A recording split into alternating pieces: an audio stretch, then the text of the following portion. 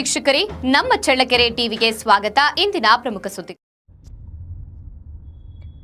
ಭದ್ರಾ ಮೇಲ್ದಂಡೆ ಯೋಜನೆಯಡಿ ಜಿಲ್ಲೆಯ ಯಾವುದೇ ಭಾಗಗಳು ವಂಚಿತವಾಗದಂತೆ ಸಂಪೂರ್ಣ ಚಿತ್ರದುರ್ಗ ಜಿಲ್ಲೆಯಲ್ಲಿ ಸೂಕ್ಷ್ಮ ನೀರಾವರಿ ಯೋಜನೆ ಅನುಷ್ಠಾನಗೊಳಿಸುವಂತೆ ಮುಖ್ಯಮಂತ್ರಿಗಳಿಗೆ ಮನವಿ ಮಾಡುವುದಾಗಿ ಜಿಲ್ಲಾಧಿಕಾರಿ ಟಿ ವೆಂಕಟೇಶ್ ಹೇಳಿದ್ದಾರೆ.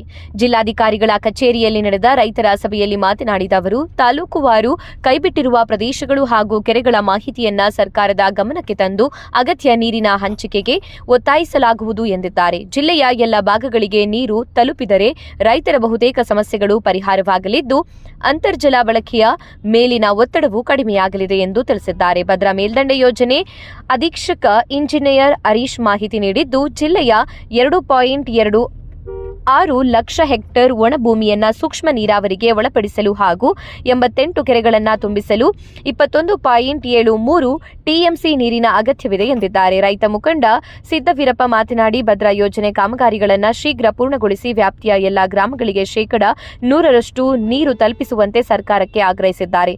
ಸಭೆಯಲ್ಲಿ ಅಪರ ಜಿಲ್ಲಾಧಿಕಾರಿ ಬಿಟಿ ಕುಮಾರಸ್ವಾಮಿ ಸೇರಿದಂತೆ ಅಧಿಕಾರಿಗಳು ಮತ್ತು ರೈತ ಮುಖಂಡರು ಉಪಸ್ಥಿತರಿದ್ದರು.